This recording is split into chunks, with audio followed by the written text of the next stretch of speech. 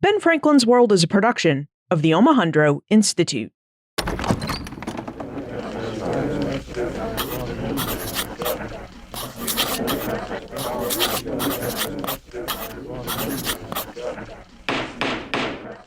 Resolved, that these united colonies are, and of right ought to be, free and independent, that they are absolved from all allegiance to the British Crown, and that all political connection between them and the state of Great Britain is, and ought to be, totally dissolved. Philadelphia, July 3rd, 1776. My dearest friend, had a Declaration of Independency been made 7 months ago, it would have been attended with many great and glorious effects. We might before this hour have formed alliance with foreign states. We should have mastered Quebec and been in possession of Canada. The delay of this declaration to this time has many great advantages attending it. The hopes of reconciliation, which were fondly entertained by multitudes of honest and well-meaning, though weak and mistaken people, have been gradually and at last totally extinguished.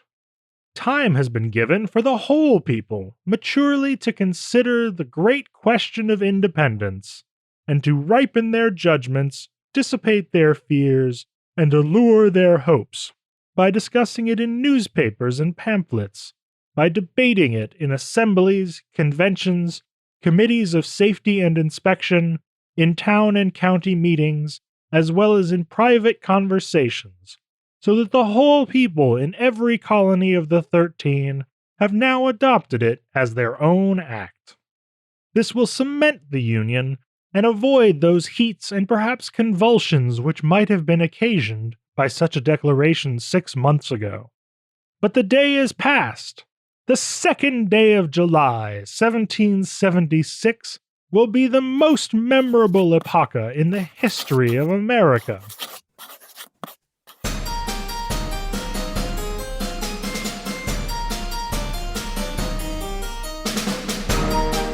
Hello, and welcome to episode 245 of Ben Franklin's World, the podcast dedicated to helping you learn more about how the people and events of our early American past have shaped the present-day world we live in. And I'm your host, Liz Covart. On July 2nd, 1776, the Second Continental Congress approved and adopted Virginia Congressman Richard Henry Lee's resolution that the 13 British North American colonies should declare their independence from Great Britain. Now, later the next day, on the 3rd of July, 1776, John Adams, a congressman from Massachusetts, penned a letter home to his wife Abigail. And in his letter, Adams related his delight at the adoption of Lee's resolution and predicted that with great parades, games, sports, guns, bells, and illuminations, Americans would celebrate the 2nd of July forevermore as their great national holiday. Where did Adams go wrong? How did he correctly predict our traditions of celebration and yet get the date Americans would celebrate their independence wrong? These are questions we need answers to, because we should understand how and why we celebrate the United States and its independence as we do. Which is why we're going to speak with 3 historians about the origins and evolution of our national holiday. To start, we'll meet with Benjamin E. Park. Ben is an assistant professor of history at Sam Houston State University. He's an expert in areas where religion, culture, and democratic thought intersect between the American Revolution and the Civil War. And in his first book, American Nationalisms, Imagining Union in an Age of Revolutions, Ben explored how Americans tried to make sense and meaning in their independence and define what it meant to be an American, which is why I think Ben can help us. Today, we Americans use Independence Day as an opportunity to think through and ask similar questions. And this makes me think that it's likely that Ben will know how we came to celebrate the 4th of July. I am apt to believe that it will be celebrated by succeeding generations as the great anniversary festival. It ought to be commemorated as the day of deliverance by solemn acts of devotion to God Almighty. It ought to be solemnized with pomp and parade, with shows, games, sports, guns, bells, bonfires and illuminations from one end of this continent to the other, from this time forward forevermore.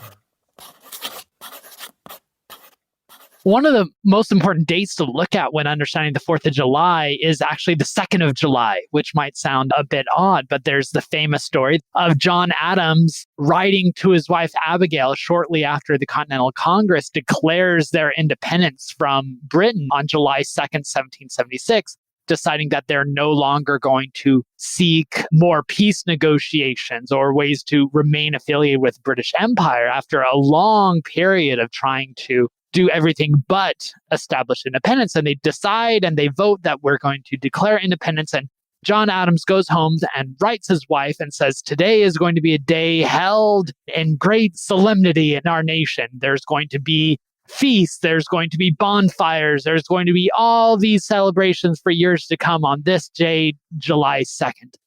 John Adams was wrong for, I think, an important reason, and a reason that I think frames how we should think about the 4th of July. Because he assumed that the day that the politicians took action and actually declared independence was going to be the big celebration, when it really turned out to be 2 days later when they ratified the written document that assured that or made official that Declaration of Independence. Of course, the Declaration had been drafted for several weeks previous, but when they actually went through and ratified the document that Thomas Jefferson and others had drafted, that's the moment we celebrate. And I think it's important to take a moment and note why. I think there's something in the written document. I think there's something that's tangible. There's something that's written. We're a nation that celebrates both our founding ideals as captured in the written word. So I think it's important that we celebrate for our Independence Day, the day that we have the document, not just the political vote or the political words. And this gives us a lot of benefits. We can look at pictures of the document. You can go to the National Mall, the National Archives, and look at the document on display. And I think that document, as the epitome of our national founding and the ideals that have remained crucial to our celebrations ever since, I think that's an important place to start. Americans do put a lot of weight in written words. Do you think this is unique to the United States, that it celebrates its national birth by looking to what's written in the Declaration of Independence? You know, that's a really good question. I don't think we're isolated in that. I think there are other nations that do that, but it's not universal, I think it's fair to say. You think about France, and they celebrate their Independence Day as Bastille Day, July 14th, the day that the common people took action. And you find other nations that do something like that. But for us, for America, we sacralize the written word. And I think you see coming out of this as well, it's not a coincidence that we also have a written constitution that's supposed to formalize our founding amendments, our founding priorities, our founding policies. That's something that was in some ways discordant with the broader nation. So I think there is something potent in the American celebration of the written document, even if it's not completely unique. So when Americans celebrate the 4th of July, they're really celebrating the ideas in the Declaration of Independence. Do you know what early celebrations of the Declaration and the 4th of July look like, say, from 1776 on, and how Americans celebrated the Declaration's ideas in these early days? 4th of July celebrations developed slowly. In some ways, the first celebration of Independence Day was when word of the Declaration of Independence slowly leaks out, and New York famously upturns a statue to George III. You got other places throughout the colonies that have their major toasts. The very next year, July 4th, 1777, in Philadelphia, the Continental Congress holds a formal dinner. George Washington allows his soldiers to have double rations of rum.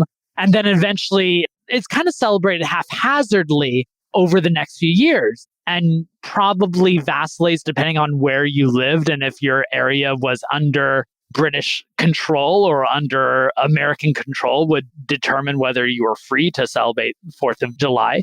Massachusetts is the first state in 1781 where they declare it an official holiday, and then it becomes much more formalized afterwards. And on most days, you would gather for a celebration, a bonfire, as John Adams predicted, though for the wrong day. They would gather for political toasts. early on, it was very much organic. And then later, when it becomes co-opted by political parties or organizations, it's much more structured. But at the start, it was a jubilant expression of unitedness. Because remember, at this time, the 13 British colonies who dissent from Britain and form their own nation, they have very little other things that hold them together.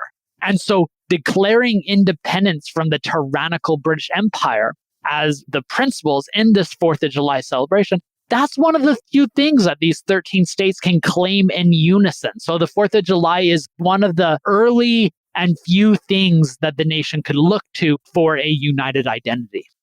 Wow, it sounds like early Americans had a real need for this national holiday. Like, they needed the Declaration of Independence, the dinners, the toasts and bonfires to bind them together as Americans.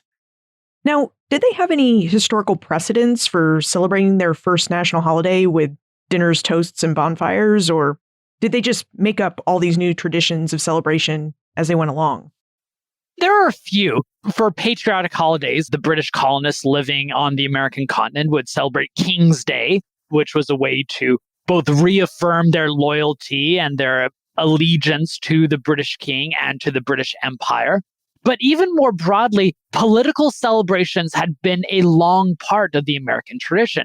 As proud proponents of republicanism, the political belief that you should be involved in the political process, whenever you wanted to express your ideals, a patriotic celebration was one way to do it. Because there is no perfect form of patriotism that everyone agrees upon. So whenever you participate in these patriotic holidays, you are positing a particular identity or a particular allegiance to principles and ideals. And so whenever you're wanting to protest things like the Stamp Act during the 1760s, you would organize a particular patriotic holiday, and that patriotic holiday is going to revolve around things like representation and a political voice and political dissent. Or when the 7 Years' War is going on, you're going to organize these patriotic holidays that reaffirm your attachment to the military actions that are going on. So I think there's a long tradition of patriotic holidays that Americans were able to draw upon just now for the new purpose of their independent nation. Speaking of patriotism, do you think the War for American Independence influenced or impacted the way Americans celebrated the 4th of July? Because the war did rage between 1775 and 1781, so Americans would have celebrated their first 6 Independence Days while at war. That's a very good question, because lots of people had different ideas for why we are fighting the American nation. And that's going to play a part in how you're celebrating that independence. For many of these elite farmers in the South, they're celebrating their chance at autonomy, for Western expansion, for dominion over the American continent that they felt the British Empire was stifling. In the North, it was all about political representation and a political future. You might have African Americans who are fighting for, we see these ideals in this independence movement that's going to grant us a chance. The same enslaved men and women in Massachusetts who petitioned for this freedom during this time, who are claiming, look, this Declaration of Independence that's supposed to be the pedigree of this revolution states that all men are created equal, therefore we should abolish slavery. Those same types of people are now going to be establishing their patriotic holidays that cement those ideals. While on the other hand, those who want to frame the American Revolution as a revolution in favor of maintaining a type of social order, including slavery, are going to downplay those types of points. So from the very beginning, these celebrations that are meant to bring union and allegiance, once you scrape off the surface of that, you're going to see deep divisions and divergences over how people are envisioning the nation as presented through their national celebrations. Yeah, earlier you mentioned that the 4th of July became a politicized event. Do we know when it became politicized? Was it during the war? Because it sounds like it might have been. I think it's impossible to create a political celebration without it being politicized. I mean, the Declaration of Independence was a political document. It's not just declaring independence from Britain, but it's declaring independence for a particular reason. And as soon as that document is printed and disseminated throughout the colonies, you're going to have different interpreters saying that it means different things. So this declaration and the celebration of it was destined from the very beginning to cause divergences, which you see even within the war itself, which of course then heightens later on when they're during peacetime and you have more time, resources, and efforts into solidifying these divergent claims to the declaration. So did these divergent claims about the meaning of the Declaration mean that there were divergent celebrations of the 4th of July? Like communities might have multiple celebrations of the 4th of July? Absolutely. And they would be divided along different lines. You would have during the 1790s with the rise of the partisan parties, with the Jeffersonians on the one hand and the Federalists on the other. Neither side wanted to really claim the status of a political party. They saw their ideas not representing a particular political organization, but as the nation. And one way to present that would be through patriotic holidays. And so you would see a Jeffersonian Independence Day celebration or a Federalist celebration. And these celebrations are very structured. Who's allowed to participate? The Federalists, it's much more staid, it's much more organized, it's much more representing their elite political ideals, whereas the Jeffersonians, it's much more demotic, it's much more democratic, it's much more reaching out to those of the middle classes who might otherwise be disenfranchised. And of course, one of the major tools at these political celebrations would be things like toasts. Now, we don't do toasts in our culture today beyond, at wedding or festivals or other high-class functions like that. But back then, these toasts were a crucial part of the political process because it would be a way to represent who you are celebrating at these Independence Day bashes. So, for instance, you might say a toast to Thomas Jefferson and the Jeffersonians, or you might give a toast to the Federalists and Alexander Hamilton and George Washington, long may he reign. And so once these political parties cast their grips on these celebrations, it becomes part of a much larger partisan warfare. Now, what did these political overtones mean for participation in 4th of July celebrations? Because it sounds like they grew during the early republic, and if celebrations of the 4th really became about supporting a political party and its vision for the nation, did that mean celebrations of the 4th were limited just to those who could vote? Yeah, basically, that's a good way to frame it, because once the political organizations have control over many of these celebrations, they determine who can and who cannot participate. And so the one thing that a lot of the Federalists and the Jeffersonians would have in common is that we believe that this is a nation of white male citizenship.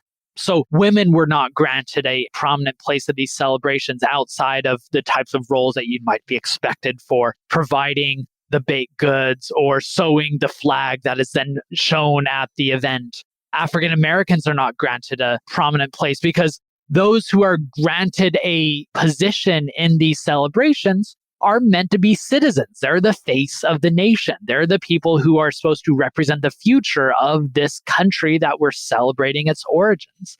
And so it's not just what they're doing at their celebrations, but who are allowed to participate.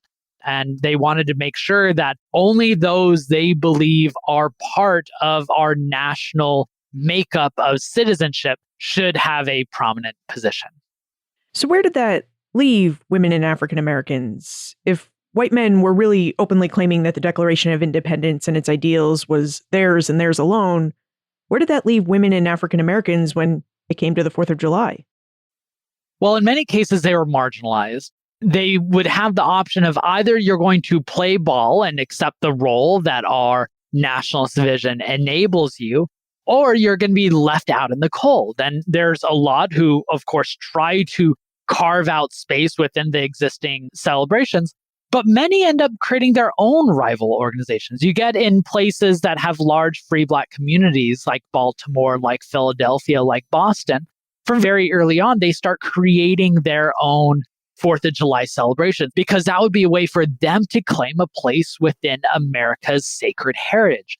They say that this 4th of July is something that enshrines the ideals of all men are created equal. Or you might have some who might reject that. Frederick Douglass and his famous "What to the Slave is the 4th of July" oration that he gives in 1852 declares that this celebration is yours. It's not mine. It's an offense for you to invite someone who is not granted complete citizenship to celebrate in your cause. This is your celebration. It's hypocrisy for you to celebrate while we mourn. On the other hand, women, especially during the rise of the women's suffrage movement in the 1830s, 1840s, they used the 4th of July and the Declaration of Independence and its legacy as a political tool. When Seneca Falls Convention comes together in 1848, they declare their own sentiments by copying the language of the Declaration of Independence, only inserting the politics of female suffrage. So the Declaration of Independence and the 4th of July celebrations become a space for competition and for a place to claim your own legacy and make your political point, which just goes to show the potency of the celebrations and what they represent. So it sounds like there were many celebrations of the 4th of July because different groups interpreted the written ideas and values of the Declaration of Independence in different ways. Which raises the question, when did 4th of July celebrations become more inclusive and more like the national affairs that we think of today? That's a good question. I was struck recently in reading David Blight's new biography of Frederick Douglass, where he points to a specific moment in 1862 in the middle of the Civil War. So 10 years after Frederick Douglass gives his What to the Slave is the 4th of July oration, where he gives another 4th of July celebration, only this time, instead of saying this celebration is yours, not mine, he claims the independence legacy. And so I think for many, especially the African-American community, the Civil War is the moment when they're able to claim the national ideals that they felt had been so long deprived from them. So I think starting after the Civil War, you see much more united Independence Day celebrations, especially amongst African-American communities in the newly freed South. Now, of course, this isn't a straight trajectory because with the end of Reconstruction and the coming of Jim Crow laws, it once had become segregated. But you see moments throughout American history, say, for instance, during the radical Reconstruction in the South, where Independence Day is a much more uniting, inclusive, universal celebration of all who have rights to citizenship. For women, you see the same. The women's suffrage movement in the 19-teens profoundly uses the 4th of July celebrations as their moment to prove their commitment to American ideals and how suffrage is a way to reaffirm those ideals. I mean, in America, it's not enough just to prove your politics are correct. You have to prove your politics are American. And by incorporating the 4th of July celebrations, that's one way to demonstrate that. Ben, when you look at the long history of 4th of July celebrations, do you see any elements in our present day celebrations that have a direct connection with those early 4th of July celebrations during the late 1700s and early 1800s? Yeah, I think there's plenty, even though I can't really document if we had hot dogs in 1776.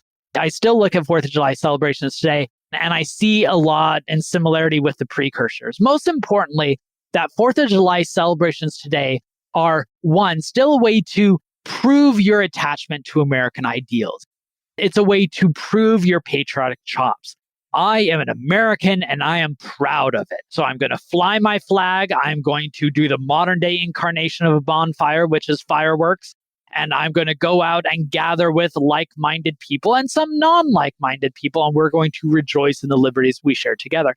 But the other element that I see so common in today's patriotic festivals is that there's still political and sometimes outright partisan activities.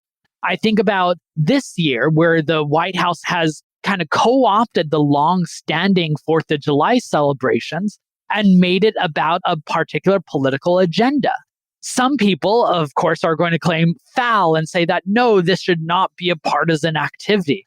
But when you look at the history, the 4th of July has always been, in some regard, a partisan activity. So I think both the shared patriotic legacy aspects of our 4th of July celebrations and the perpetual partisan hue of our celebrations, I think that continues even to today.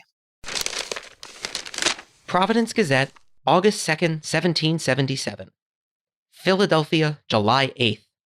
Last Friday, the 4th of July, being the anniversary of the independence of the United States of America, was celebrated in this city with demonstrations of joy and festivity. About noon, all the armed ships and galleys in the river were drawn up before the city, dressed in the gayest manner, with the colors of the United States and firearms displayed. At 1 o'clock, the yards being properly manned, they began the celebration of the day by a discharge of 13 cannon from each of the ships and one from each of the 13 galleys in honor of the 13 United States. John Adams correctly predicted many of our 4th of July traditions, but he mispredicted our date of celebration. Where did he go wrong? As Ben noted, Adams went wrong in his assumption that we would celebrate the actions of the politicians who declared independence. But what we really celebrate on the 4th of July are the words embedded in the Declaration of Independence and the ideas those words convey. Now, Americans have interpreted the Declaration's words and ideas differently over time. There has never been a single agreed-upon interpretation of why Americans fought for independence, or why they revel in the fact that they have it. Examples of these different interpretations include ideas that the Declaration supports westward expansion, different quests for politically inclusive futures, and the many different ways Americans have seen all men and women as created equal. Now, all of these different ideas and debates over how we should interpret the words in the Declaration of Independence are part of the tradition of the 4th of July and its heritage. Heritage. That's something we should investigate more. Ben mentioned that 4th of July celebrations developed slowly and organically, that political parties adopted them as opportunities to promote their visions for the new nation and interpretations of the Declaration. Aren't you curious to see how early Americans created the traditions that we still use and built upon to celebrate the 4th of July today? We should go back to the first Independence Day celebration, which didn't take place on the 4th of July, but on July 8, 1776 in Philadelphia. So let's pay a visit to Jay Hinnesley at Independence National Historical Park. Jay is an interpretive ranger at that park, so he knows a lot about how Congress met in Independence Hall and about Philadelphia in 1776. Plus, as a co-coordinator of the park's 19th Amendment Centennial Commemoration, Jay is also well informed about Americans' different interpretations of the Declaration. In the afternoon, an elegant dinner was prepared for Congress, to which were invited the President and Supreme Executive Council and Speaker of the Assembly of this state, the general officers and colonels of the Army, and strangers of eminence, and the members of the several continental boards in town. The Hessian Band of Music, taken in Trenton the 26th of December instant, attended and heightened the festivity with some fine performances suited to the joyous occasion, while a corps of British deserters, taken into the service of the continent by the state of Georgia, filled up the intervals with feux de joie. After dinner, a number of toasts were drank, all breathing independence and a generous love of liberty, and commemorating the memories of those brave and worthy patriots who gallantly exposed their lives and fell gloriously in defense of freedom and the righteous cause of their country. I think the assembly room in the hall was really the most convenient spot for them to meet. They actually were invited to meet there by Pennsylvania's assembly. They'd met briefly in Carpenter's Hall, the First Continental Congress, but when they come back as the Second Congress in May of 1775, they are going to accept Pennsylvania's invitation to meet in the assembly room in the State House. We know that the delegates are doing things like reading dispatches from General Washington and kind of attending to routine business at the start of each day. But of course, their main task in early July is debating a resolution for independence. They debated it for a couple of days in June and then tabled it until July the 1st, when they're going to meet in the assembly room for 9 straight hours. John Dickinson of Pennsylvania, who's among the last holdouts for reconciliation, will take the floor that day to argue against independence. And that's going to take up most of the morning.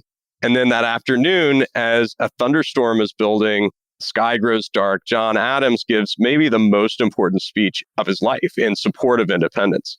But a preliminary vote that evening ends with only 9 delegations in favor of independence. Next morning, July the 2nd, when the final vote is taken, though, it is 12-1. Only New York's delegation is abstaining, and they'll support it not long after. And then for most of the next 2 days, the delegates are going to take up consideration of a draft Declaration of Independence that had been submitted a week before. They'll go through it line by line, making close to 80 changes, finally adopted late on the morning of July the 4th. And Thomas Jefferson, who's the document's primary author, is just completely devastated by almost all of those changes, especially the removal of language that condemned the king for promoting the Atlantic slave trade. So how did Congress go from having 9 votes in favor of independence on the evening of July 1st to having 12 votes and 1 abstention in favor of independence by the morning of July 2nd? That seems like a really quick turnaround. Yeah, so that's a good question. It sounded like South Carolina's delegation had already sort of signaled their willingness to go along with independence as late as that evening. But yeah, they had gone from being staunchly opposed to independence to in favor of it almost overnight. With Pennsylvania, we don't know exactly what happens that evening outside of the assembly room, but we know that John Dickinson and Robert Morris are persuaded to stay away that day and not cast a vote. And then James Wilson becomes the crucial swing vote for Pennsylvania. And then Delaware, of course, is deadlocked. One is opposed, one is in favor, and then Caesar Rodney rides apparently overnight from Delaware, shows up the morning of the 2nd, reportedly with mud still spattered on his riding boots, and he casts the deciding vote for independence for Delaware. Well, it sounds like whatever was said worked because Congress did vote for independence near unanimously. Now, you mentioned that John Adams gave a really impassioned speech for independence on July 1st. Was this one of the reasons why he penned that enthusiastic letter home to his wife Abigail on July 3rd, telling her that July 2nd would be the great anniversary festival for the nation? Yeah, and in that same letter, Adams also describes the way that it's going to be celebrated with pomp and parade, bonfires and illuminations from one end of the continent to the other. But I think what Adams and most others don't anticipate is how important what happens 2 days later will become. And that's the day that Congress actually adopts the language in the Declaration. And for most Americans in the summer of 1776, that declaration is how they actually find out that Congress had voted for independence. And we actually know that broadsides would have been tacked up in public view. Some prints of the Declaration were made specifically with the intention of being hung in private homes. And those documents are all dated July the 4th. So that's what everyone, even members of Congress, end up remembering, not the vote on the resolution for independence that took place on the 2nd. And this is where we can see, too, that it wasn't the congressional act of declaring independence so much as the words Congress used to declare independence that really became central to American celebrations of the act. Right. It's how we announce it to the new states and eventually to the rest of the world. Now, how did Americans celebrate independence once Congress officially declared it? Could you tell us about how Americans received the Declaration in 1776 and about that very first celebration of independence in Philadelphia on July 8, 1776? Contemporary accounts tell us that the Declaration was well received with general applause. After the reading concluded, it was reported that 3 huzzas went up among the crowd, along with cheers of "God bless the free states of North America." And John Adams described how the city's militia battalions, which ironically would have included one led by John Dickinson, paraded and gave us the feu de joie, which was the firing of muskets and cannons 13 times, in spite of a scarcity of gunpowder. And as Adams had predicted, there were bonfires on street corners, windows illuminated with candles, toasts and prayers for the prosperity of the new states would have also been a part of the festivities. And then finally, Adams recorded the bells rang all day and almost all night. In a lot of ways, Philadelphia's celebration on July the 8th kind of sets the tone for the celebrations that are going to follow it. Ours is the first official celebration in America, although there are public readings held in Easton, Pennsylvania and Trenton, New Jersey later that same day. But what happens in Philadelphia really kind of establishes a blueprint. There's a public reading of the Declaration of Independence. The local militias parade and fire cannons. Bells ring all over the city. And we're going to see old symbols of the king's authority destroyed. So as news of independence travels up and down the coast, most of the celebrations are going to follow a similar pattern. But of course, why does the Continental Congress choose the 8th instead of the 4th? Well, July the 8th was an election day in Pennsylvania, so there were already lots of people gathered in and around the Pennsylvania State House from Philadelphia and the surrounding counties. So there's already a built-in audience. And many of them are supporters of independence, since a majority of voters that day would sweep out establishment figures in the Pennsylvania Assembly and replace them with radicals who are going to write a new constitution for Pennsylvania that summer. So right from the start, the celebration of independence was used for political purposes in that Philadelphia used the occasion to celebrate the new nation and get out the vote on Pennsylvania's election day. Yeah, absolutely. But again, the Continental Congress understands that it's a great time to make that announcement because there's going to be so many people here. But again, yeah, many are supporters of independence. That's what the election results that day will show. Now, you said that as part of Philadelphia's celebration of independence, the Declaration of Independence was read to a crowd. Do we know what it would have been like to attend Philadelphia's reading of the Declaration, and who would have been in this Election Day crowd to hear the document read? At noon that day, Lieutenant Colonel John Nixon reads the Declaration to a huge crowd that had gathered in the State House yard. A wealthy patriot merchant, a man by the name of Charles Biddle, who reported that there were, quote, few respectable people present. And Deborah Logan, who's a young Quaker, was probably watching from her family's backyard across the street, recorded, quote, the first audience of the Declaration was neither numerous nor composed of the most respectable class of citizens. But we do know that members of Philadelphia's Committees of Safety and Inspection are there. John Adams is there to record what happened. And of course, there would have been artisans, shopkeepers, and tradesmen from the city. There's probably sailors who had just arrived at the port of Philadelphia, farmers and frontiersmen from the Pennsylvania backcountry, and women and children. There would have been African Americans. There's a large free African population, but also enslaved people. Jefferson, we know, had traveled to Philadelphia that summer with 14-year-old Robert Hemmings, who was his enslaved body servant. And there were perhaps even some Native Americans, like the Haudenosaunee or Six Nations delegates, who had just been in Philadelphia to meet with Congress in June. So after the reading, bells ring throughout the city. A group of 9 Philadelphia associators, who would have been privates in Nixon's militia, march into the State House, rip the coat of arms of King George III from up above the judge's bench in the courtroom, and parade it through the streets. Afterwards, they're going to take it to Philadelphia's Center Square, or possibly the London Coffee House, and throw it on top of a bonfire. And yeah, we know that bells ring all over the city in celebration. John Adams writes throughout the day and into that night. Wow, it sounds like the first public reading of the Declaration of Independence drew a really diverse crowd. Philadelphia was a diverse city. It's the largest city in British North America. So we assume that a very diverse crowd probably would have been there. And what about Philadelphia's loyalists? Were they in attendance too? I mean, how did they respond to news of independence and react to the Patriots' celebration of it? So there were loyalists as well as pacifist Quakers who were opposed to the war and would probably have been pretty wary of the crowds that gathered in the State House yard on the 8th. In the National Park Service's annual reenactment of July the 8th, we actually plant loyalists and patriots in the crowd to either cheer or denounce independence. But I really wonder how many loyalists would have actually felt empowered to be vocal in their dissent that day, especially as the city and state governments had become increasingly radical. And I think it's entirely possible that the loyalists who might have been in attendance stood there just silently seething, or might have even been moved to tears, feeling completely heartbroken that America was separating from Great Britain. And of course, we know it divided families like Benjamin Franklin's. And as Joseph Galloway, who's a loyalist and former political ally of Franklin's, expresses it, America stood on the brink of, quote, the blackest rebellion and all the horrors of an unnatural civil war. That's a really clear example of how independence really didn't mean the same thing for everyone, and that some people really didn't want to celebrate it. Now, speaking of celebrations, you mentioned that Philadelphia set the tone for how other towns and cities would celebrate independence. Do we know how long it would have taken news about independence and Philadelphia's celebration of it to spread throughout the colonies? So there was a bar of secrecy in Congress, but despite that, the news really leaked pretty quickly.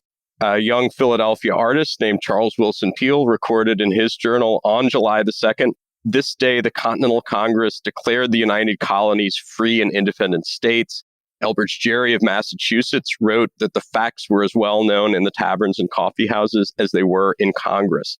And we know for certain that the Declaration was printed by John Dunlap on the evening of July the 4th, that it was distributed the next morning, and that the text was reprinted in the Pennsylvania Evening Post on Saturday, July the 6th. Now, as to how long it took to circulate among the 13 colonies, we know Washington had it read to his troops in New York on July the 9th. just before they topple a mounted statue of King George III and melt it into musket balls.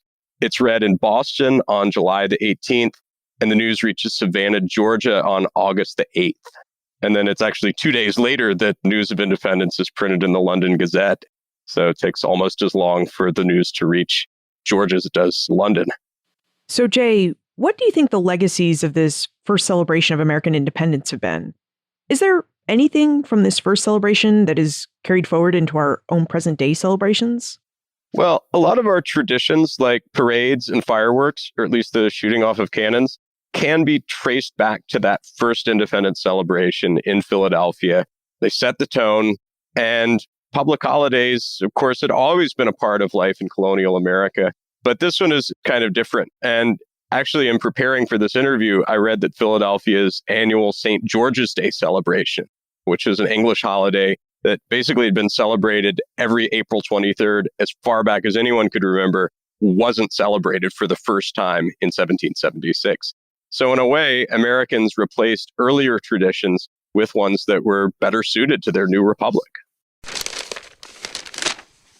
The glorious 4th of July was reiterated 3 times, accompanied with triple discharges of cannon and small arms, and loud huzzas that resounded from street to street throughout the city. The evening was closed with the ringing of bells, and at night there was a grand exhibition of fireworks, which began and concluded with 13 rockets, on the commons, and the city was beautifully illuminated. Everything was conducted with the greatest order and decorum, and the face of joy and gladness was universal. Thus may the 4th of July, that glorious and ever memorable day, be celebrated through America by the sons of freedom from age to age till time shall be no more. The tradition of celebrating American independence began in July 1776. That year, celebrations included public readings of the Declaration of Independence, militia reviews, bonfires, parades, the firing of cannons and muskets, and bell ringing. As Jay noted, these are traditions we still use today. We have parades with military units, salute the flag with gunfire, and in the evening, many towns and cities unleash volley after volley of fireworks. Plus, some towns like Boston and Philadelphia still mark the occasion with a public reading of the Declaration. So, our traditions of celebration may not be identical to those of the late 18th century, but they're roughly equivalent and similar. Now, something that both Ben and Jay talked about was the political nature of the 4th. Both reminded us that Independence Day and the Declaration were born of politics. In fact, both mentioned how celebrations of the 4th harken back to an earlier tradition of political holidays. And Ben noted that if we want to see the political nature of the day really shine through, then we should explore the partisan politics of the 1790s. So that's what we should do next. We should investigate how the advent of partisan politics changed and shaped the celebration of the 4th of July, and if the partisan nature of the 1790s left any indelible marks on Independence Day. To help us with our investigation, we'll visit with Shira Lurie, a political historian of the American founding era. Shira has a keen interest in popular politics, protest, and partisan polarization. She's written several articles and a dissertation on these topics, and she's presently revising her dissertation into a book, which has the tentative title, Protest and Power, Liberty Poles, and the Struggle for American Democracy. But before we speak with Shira, let's hear an exciting announcement. As we find over and over again, history is almost never a short, simple tale. In fact, as we've been exploring in this episode, even America's national holiday, the 4th of July, has a long backstory. That's why the Omohundro Institute and I are especially excited to bring you the 4th installment of the Doing History series this fall. Laws serve as one of the most basic ways nations define themselves, and the history of how nations come to be is always fascinating. So this October, we'll partner with a wide variety of historians, archivists, and curators over 4 episodes to explore the history of American law as understood through the Bill of Rights. We'll look at this key American document and its many preservations, everything from where the original copies of it reside, to how scholars understand its origins, to the ways in which lawyers in the Supreme Court interpret it today. These are important topics, so be sure you join us this October for the Doing History series. Aurora General Advertiser, July 11th, 1799. Jefferson's Village, New Jersey, July 4th, 1799. This day, being the 23rd anniversary of American independence, the inhabitants of this village and its vicinity convened in the public square at 1 o'clock, when, after erecting a handsome pole decorated with a ball, vane, and cap, painted with 16 stripes, red and white, emblematic of liberty and the flag of the United States, they repaired to the house of Mr. William Brown, when they partook of an elegant collation and ranked the following toast.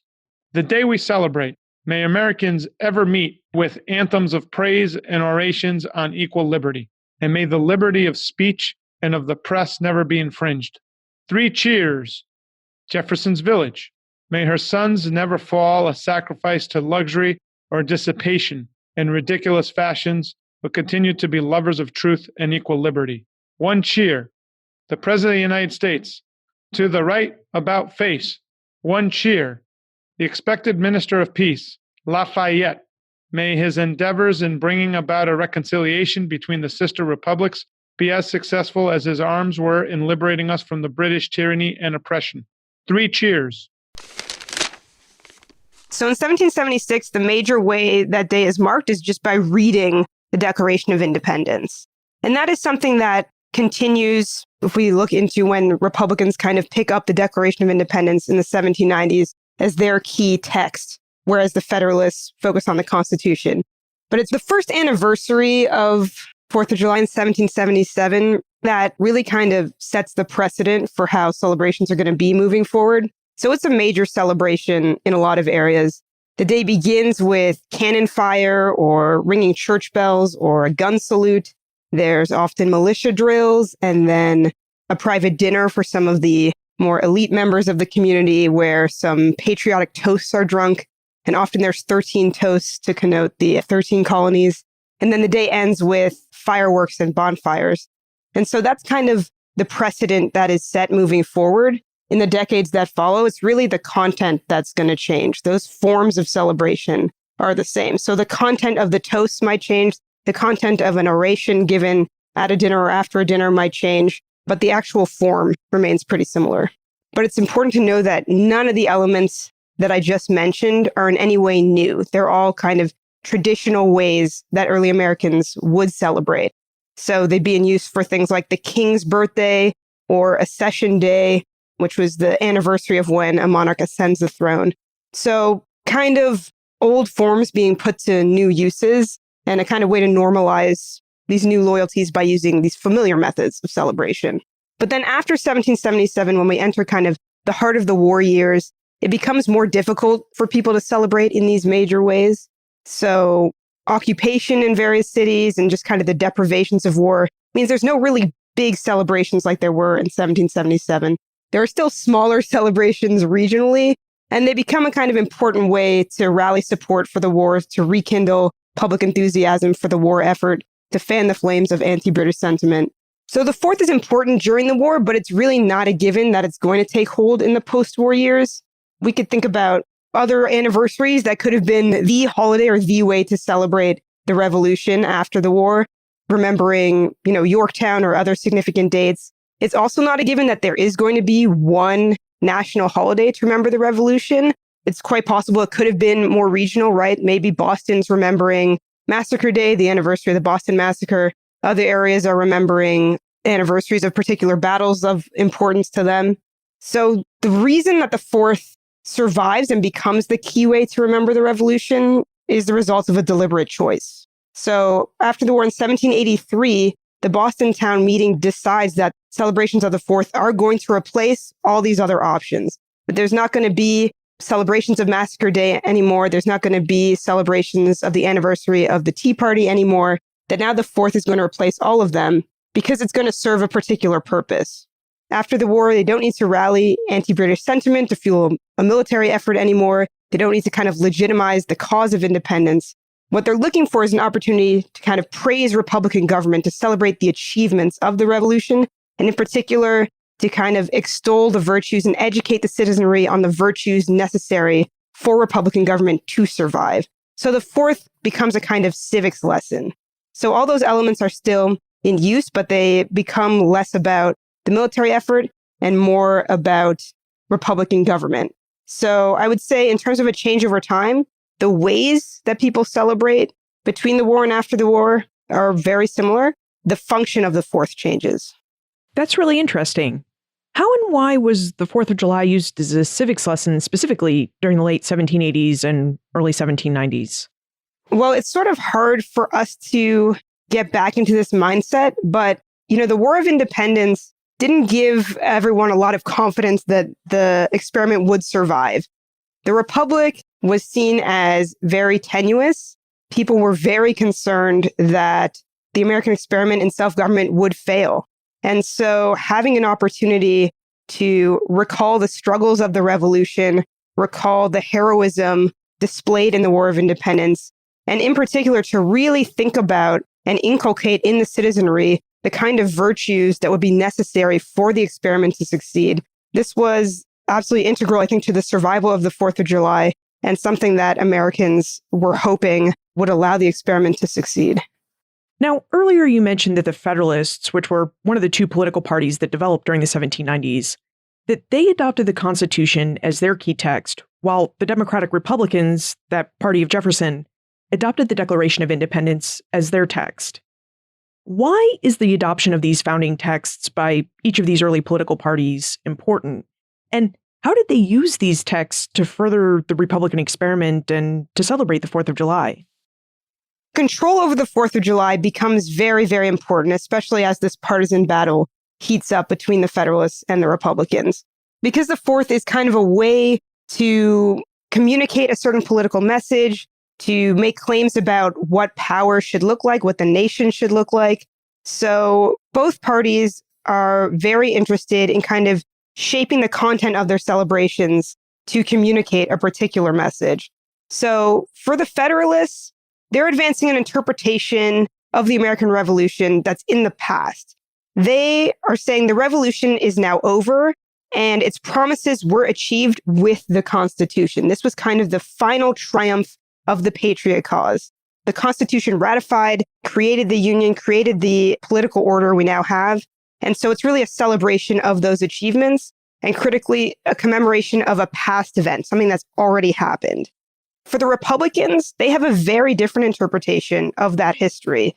For them, the revolution is ongoing. It's a struggle first against the British and now in this new order to ensure that Americans remain free, that the government does not revert back to tyranny or monarchy or both.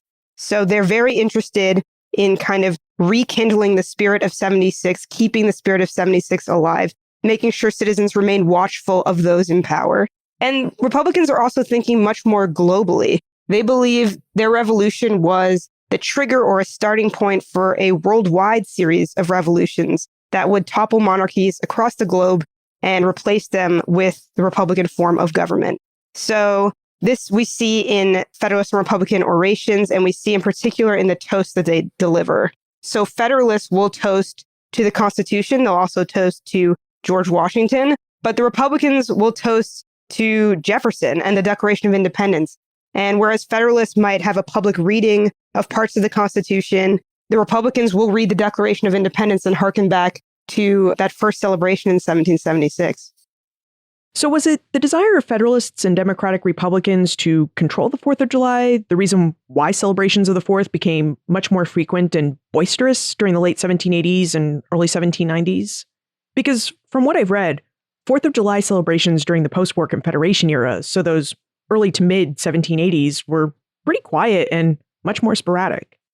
Yeah, so now that the 4th was kind of the holiday to recall the revolution and to celebrate its achievements and celebrate national pride, its messaging becomes very important. So as new political battles are emerging at this time, the 4th is being put to new political uses. And the first time we see that happen, or see it happen in a major way, is in 1788 in Philadelphia. So the needed 9 states had just voted for ratification, so the Constitution will become law of the land. And the Federalists of Philadelphia organize a parade to celebrate. So it's called the Grand Federal Procession, and it's a massive, massive parade of about 5,000 people.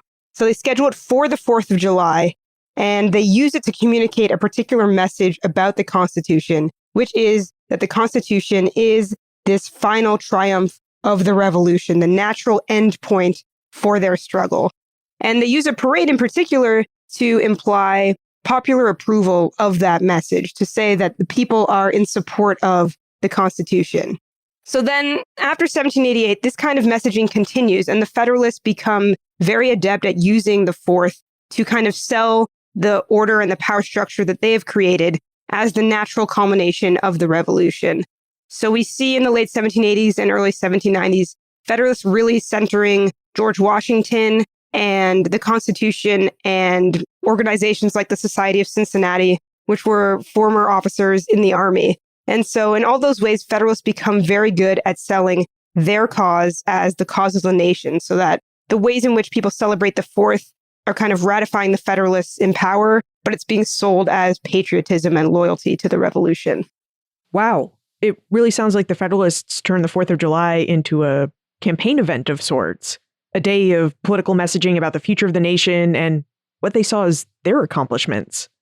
Now, did the Federalists' politicization of the 4th of July change how early Americans saw and celebrated the holiday? Yeah, it's an interesting question. I mean, I would say that the 4th of July has always been political. You know, from the start when it was about rallying support for a military effort, right? That is an intensely political message as well. I think what the Federalists became quite good at was making it serve their specific political purposes and their specific political messages. So the Republicans, when they begin to contest the Federalist control of the 4th in the mid to late 1790s, this is what they attack. They attack Federalist control of the messaging and they spin their own political message. So I would say that the 4th becomes increasingly partisan, but I would argue it's always been political.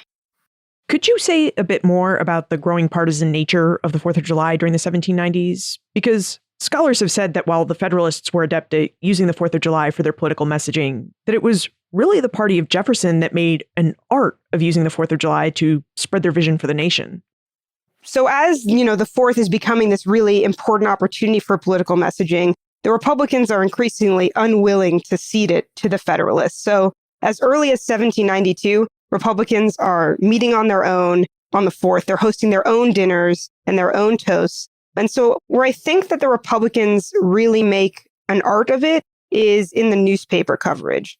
So the 4th of July is obviously significant to those who take part in their communities. It's a big day, but it's impossible to overstate the importance of print in the kind of construction of the 4th of July. So newspapers would print accounts of celebrations in various communities. In particular, they would print the toast that people offered.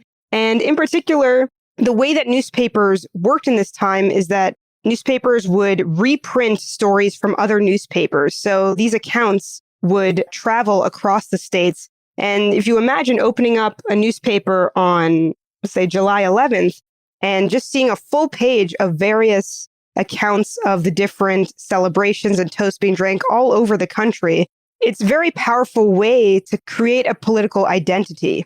So as we move into the later 1790s, Republicans begin to be very specific in their toasts and orations, very specific in ways they critique the Federalist agenda. So, they're still toasting independence, they're still toasting Thomas Jefferson and the Republicans in Congress, but they'll also toast to the repeal of the whiskey excise or to the cause of France.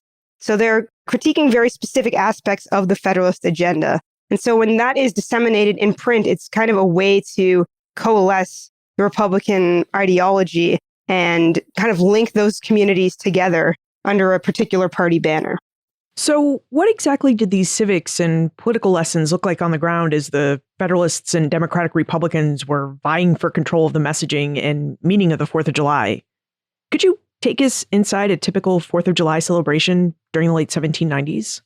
Sure. So probably what would happen is that people would gather together in the town square to start. Usually there'd be a militia muster or some sort of parade or demonstration that brought the community together. There would then be some sort of feast that would happen. So sometimes that was in a private home or a hotel. Republicans, to distinguish themselves from Federalists, often like to eat in the open air to make it more inclusive, or they would eat at a local tavern. Then there would be this series of political toasts, which is kind of the high point for politics of that day, where, as I said, people are really making clear what they believe to be the problem with the Federalists and so on. So there would be the toast, and that would be usually what would be published in the newspaper. And then after the toast, they might retire back outside where an oration would be given. So that would be a speech delivered by one of the leading members of the community. So maybe the local preacher or some sort of leading politician or lawyer. And some of these orations survive and they tend to follow a particular format. And this is really where that civics lesson happens. The oration is kind of the main educational point of the day. So they tended to start with recapping the revolution, the causes of the revolution, American heroism in the War of Independence. If they were Republicans, they would want to highlight France's contribution to the war effort. And then it would transition into discussion of the advantages of Republican government, why Republican government, in their eyes, was the best form of government on earth, and then really the virtue needed to allow Republican government to survive. So this would translate into a pretty harsh critique, most likely, of the Federalists, who Republicans needed to elect at the next election, the types of legislation they had to watch for and resist to avoid a reversion to tyranny. And then the day would probably end with fireworks, if they could afford fireworks, otherwise bonfires, sometimes illuminations where people would put candles in their windows. That's the overall pattern I would describe. There would probably be variations between communities, but those are kind of the set practices or patterns we would see. It occurs to me that we're talking a lot about politics and celebrating a political vision for the nation. So just how inclusive were American celebrations of the 4th during the 1790s? You know, when you say that the Democratic Republicans are meeting in a tavern or hosting their events out in the open, just how much more inclusive were they in who could attend and participate in their events than the Federalists? Yeah, by our standards, not very. When Republicans think of inclusion or equality, they're thinking of white male equality. So people who fell outside of those categories were largely excluded from these celebrations. So white women might be spectators and they might occasionally participate in a procession or they might attend a dinner. They really are more spectators, not participants. And indeed, the toasts, the most political part of the day, they would not be present. So even if they were there at the dinner, they would leave before the toasts were drank. So women are largely excluded, which isn't to say that they didn't still enjoy the 4th of July. It's not to say this wasn't a significant day for white women, but I think by our standards, we would see them not as active participants. And the same does go for free African Americans. They initially were able to be present as spectators. Occasionally, they might participate by perhaps playing music, but increasingly during this period, they would be excluded. So as a result, free African Americans in the North establish an alternative celebration on January 1st. So instead of celebrating the 4th of July, they celebrate January 1st as the anniversary of the end of the slave trade in the United States. It's also the Haitian Independence Day. And those celebrations actually draw upon many of the traditional 4th of July elements that we've talked about. They would have processions and orations and toasts. And so we can maybe understand that as, again, a part of the traditional festive culture, but also a way to legitimize their celebrations and organizing and political messages by aligning it with the mainstream political culture. So that's one aspect of the 4th of July that has changed in that today we think of the 4th of July as the national holiday. But during the 1790s, the 4th was really one of many holidays kind of vying for Americans' attention and national celebration.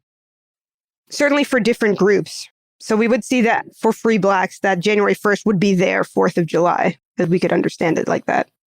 Now, how long did Americans use the 4th of July for political ends? Was this a tradition that ended with the election of Jefferson to the presidency in 1800, or with the collapse of the Federalist Party during the War of 1812, or is this a tradition that keeps going? Yeah, I mean, I think it keeps going. As I said, I think the 4th of July began political and it remains political. And so even when the Federalists kind of wane from the political scene, the 4th of July continues to have political connotations because it allows different groups to claim patriotism and link their causes to the revolution and its promises. So for instance, in the 1820s and 1830s, we see temperance activists and trade unionists and abolitionist societies. They all use the 4th to hold meetings and demonstrations and rallies. The 4th of July is often a way for people to point out that America has not lived up to its revolutionary promises and to paint one's opponents as acting like British tyrants. And we see that with Frederick Douglass's famous "What to the Slave is the 4th of July," that he delivers in 1852. We also see, even though it's surprising, some Confederates celebrating the 4th of July during the Civil War as a way to link secession and their cause to the Patriots to kind of claim the Confederacy as a second independence movement. So the 4th of July as a political event certainly outlasts the early Republic and the first party system. And Shira, what do you think the lasting impact or legacy has been of Americans' continued use of the 4th of July as a political celebration? It's a great question. I think, the 4th has always been a way to normalize one's authority or make a claim to authority and to envelop a particular political message in the trappings of patriotism. And I think that's still true today. So if we think about the ways Americans celebrate the 4th of July now with parades and flags and various patriotic songs and references to the military, all of that is serving to reinforce an allegiance to the state and to particular power structures. And so for me, at least, I draw inspiration from those in the past who've used the 4th as an opportunity to critique American power structures and to point out the ways in which the revolution's promises of individual liberty, political equality, self-government, how those have gone largely unfulfilled for certain people. So I would say the 4th has always been political. The question is what ends those politics will serve. Citizen Thomas Jefferson, may he in due time take the helm of our federal government and steer it safe from rocks and shoals to its destined haven. 3 cheers. Dr. Logan, the friend of equal liberty, may his name ever be remembered with gratitude, spoken of with rapture, and thought of with delight by every true Republican. 1 cheer. The state of New Jersey, may her men in office act for the good of the community. 3 cheers. As soon as the company were sufficiently refreshed, they formed a circle round the pole when a citizen read the Declaration of Independence and delivered a short oration, which was honored with 6 cheers. The 4th of July has always been a political holiday. From the first public reading of the Declaration of Independence in 1776 to the end of the War for American Independence in 1783, patriots used the 4th of July to rally support for their cause and to fan the flames of anti-British sentiment. Americans continued to use the 4th for political purposes after the war, specifically to maintain their independence. Remaining an independent nation in a world full of powerful monarchies was not a sure thing. So Americans turned to the 4th of July as an occasion to teach and promote civics, those virtues Americans needed to embody and the rights and duties they needed to exercise to secure the Republican government. The use of the 4th in these ways was deliberate. As Shira noted, beginning in 1783, communities like Boston forwent the celebration of local events like Massacre Day and Tea Party Day to participate in what they hoped would be a national celebration of the Revolution's achievements and the virtues of Republican government. But what were the achievements of the Revolution and the Republican virtues early Americans celebrated? Just as they disagreed over the meaning and ideas within the Declaration of Independence, Americans increasingly disagreed over answers to these questions. Their increasing disagreement corresponded with the rise of the first party system. Federalists and Democratic Republicans held different ideas about the aims of the Revolution and about who should govern the nation and how they should govern it. And in their quest for supremacy, both political parties seized on the 4th of July as an opportunity to promote their vision for the United States and to normalize their authority. For Federalists, the 4th became a day to celebrate the Constitution and how it fulfilled the promises of the Revolution with its government. For Jeffersonians, the 4th was an occasion to celebrate the Declaration of Independence and remind Americans that their work to see its promises fulfilled remained unfinished. So the answer to our question of how the advent of partisan politics changed and shaped the celebration of the 4th of July is that partisan politics haven't so much changed the way we celebrate the 4th, but how we think about the ideas of the Revolution. Today, we continue to celebrate the 4th just as Americans have always celebrated it, with parades, speeches, flags, gun salutes, and fireworks. What's changed in our celebration is what has changed for every generation of Americans. Our ideas for how we can fully realize the Revolution's promises of liberty, equality, and self-government.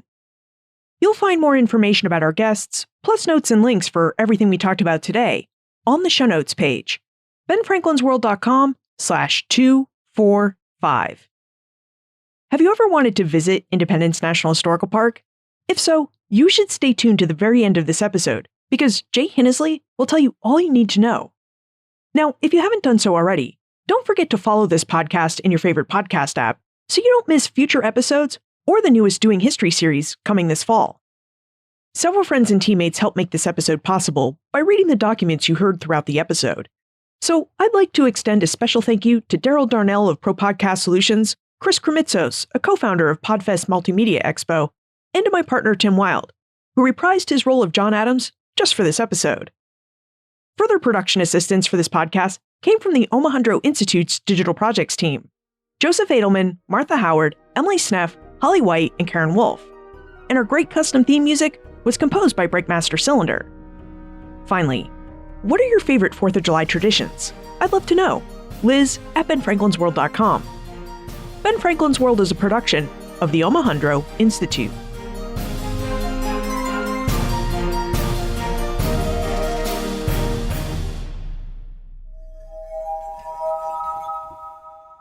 Jay, how would we celebrate independence in Philadelphia today? Would you tell us how we would celebrate the 4th of July at Independence National Historical Park? Yeah, so Independence Day is a pretty big deal in Philadelphia. It basically starts the week leading up to July the 4th. We call it Freedom Week. There are lots of events in the historic district in and around the park, ranging from Wawa Hoagie Day to the Philly Pops concert on the back steps of Independence Hall. And the 4th includes a parade and speeches at Independence Hall. There's a ceremonial tapping of the Liberty Bell by young descendants of the signers of the Declaration of Independence. And then, oddly enough, the day usually ends pretty quietly around Independence Square because everyone goes off to the art museum for a huge outdoor concert and fireworks. And what about tips and tricks for our next visit to Independence National Historical Park? Yes. Number one, get free tickets for Independence Hall. You can reserve them online, or if none are available online, you can always pick them up in the visitor center the day of, but get there early. And then wander around and explore. The park actually encompasses more than 50 acres. It includes a lot of beautiful open space and many, many historic buildings. And from Freedom Week until the end of December each year, you can see Lieutenant Colonel John Nixon's copy of the Declaration of Independence that he read to the crowds in the State House yard. If you come on July the 8th, we actually reenact that first public reading, and you can interact with rangers and volunteers in period costume. And then finally, I encourage visitors to seek out ranger-led walking tours and talks on a variety of special topics, like the women's suffrage movement, the British occupation of Philadelphia, and the first LGBTQ rights demonstrations outside of Independence Hall. The history really goes way beyond July the 4th, 1776, and we have so many stories to share.